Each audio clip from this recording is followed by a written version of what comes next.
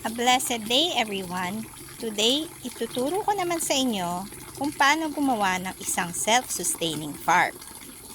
Ano nga ba ang isang self-sustaining farm? Ito ay ang paggawa ng iyong pagkain galing lamang sa iyong sariling bakuran. Paano gumawa ng isang self-sustaining farm? Number 1, dapat consistent ka at mahal mo ang iyong ginagawa. Number 2, kailangan ito ng masusing pag-aaral. Pwede kang mag-aral sa online, sa libro, or galing sa ating mga subok na farmers na. Number 3, kailangan ipagdasal mo na ikaw ay bigyan ng langit ng mga angels na tutulong sa iyo. Kailangan sila ay isang masayang manggagawa. Gusto nila rin yung iyong mga ginagawa. Number 4, pagtrabahuan ito. Kung nagkamali, subukan ulit. Huwag sumuko. Number 5, wala kang kalaban, kundi ang iyong sarili. Huwag ka magpaka-stress. Hawakan mo ang iyong sariling oras. At pinaka-importante sa lahat, humingi ng gabay sa Diyos. Bigyan niya ng pagpapala ang iyong mga gagawin. Posible ba talaga magkaroon ng isang self-sustaining farm? Posible. Bibigyan ko kayo ng iba't ibang sample kung paano ko nga ba ito nagawa. Alam nyo ba na ang aking fish pan ay isa sa may malaking parte sa aking self-sustaining farm? Ang tubig nito ay ginagamit ko pang dilig. Marami itong bitamina para sa halaman. At na meron rin siyang NPK na pinakamahalaga sa pagpapalago ng ating mga halaman. At ang aking isda ay kumakain ng asola. Dito ako kumukuha ng asola at duckweed. Pagkain ito ng aking mga alaga. Ang pangpataba nito ay tubig galing sa aking fish pan. Isa pa sa aking food source ay ang Madre Agua. Malakas din to magpataba ng aking mga alaga.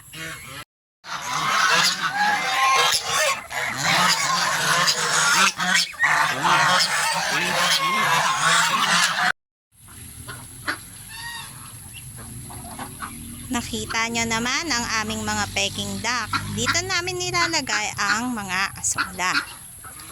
At alam nyo ba, ang kanilang pan, ginagamit naman namin pang dilig rin sa aming mga halaman. Malakas rin ito magpataba ng mga halaman. Mamasyal naman tayo sa aming mga sagingan. Bukod sa nagbibigay ito ng masarap na prutas, alam nyo ba ang puno ng saging, kapag namunga ito, ang puno nito ay hindi na ulit mamumunga. Kaya, meron kaming proseso na ginagawa dito.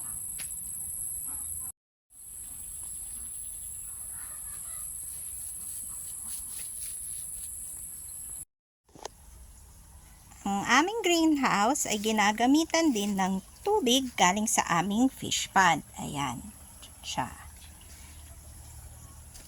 Makikita nyo ang aming mga pagkain ay narito. Ang mixture naman ng pagpapatubo ng aming mga halaman ay vermicast at coco peat. 1:1 ratio. Ito naman ang aming vermicast bin, kung saan ang saha ng saging ay ginagamit pang pagkain ng aming mga bulate. Ang mga bulate ay nagproproduce ng vermicast, kung saan mataba ito sa mga halaman. Meron itong NPK na pinaka-importante at micro at macronutrients. Nakita nyo naman ang aming mga alugbati. Napakatataba, di ba? Yan ang aming ulam. Binibigyan din namin ang aming mga alagang bibe at manok. Ito naman ang aming mga talong. Talong na walang katapusang bunga. Alam nyo ba na tumatagal ng maraming taon ang isang puno ng talong? Kaya kayo ay magtanim na sa inyong mga bakuran. Alam nyo ba na ang lemongrass o tanglad ay isang pesticidal din? Kapag tinanim mo ito, matataboy ang mga lamok at iba't ibang insekto. At pwede mo din itong gawing juice. Tingnan nyo din ang aming mga suha.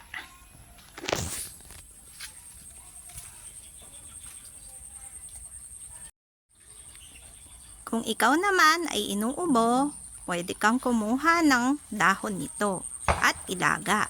Ito ay ang labundi. Kapag may handaan, dito na lamang kami kumukuha sa aming bakuran.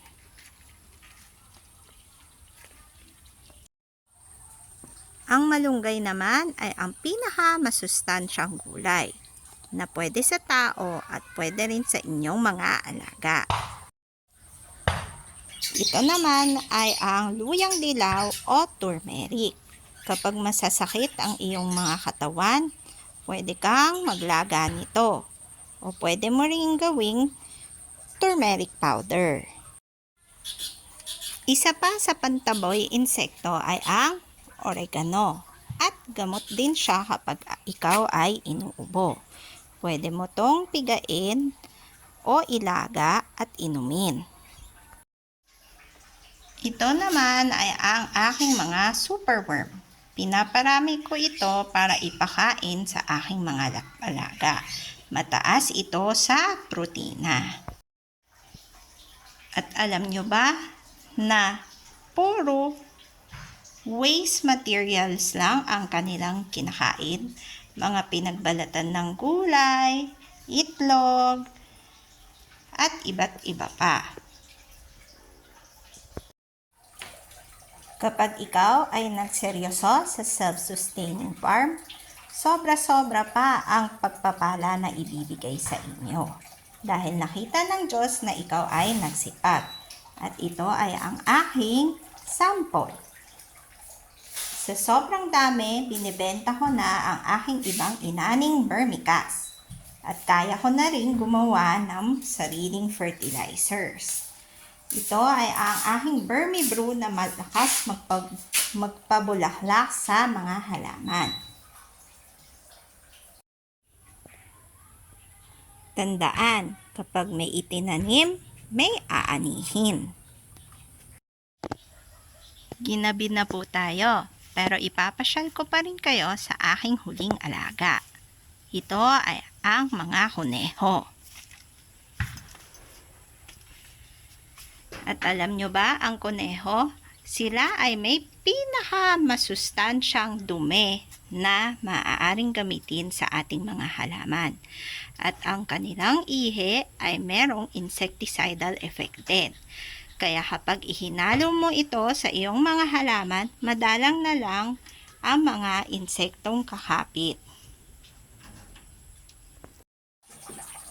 Bakit pinakamaganda ang self-sustaining farm? Bukod sa nakatipid ka na, natulungan mo pa ang kalikasan. Kung gusto nyo pong matuto sa bawat proseso na aking mga ginagawa, comment down below. God bless!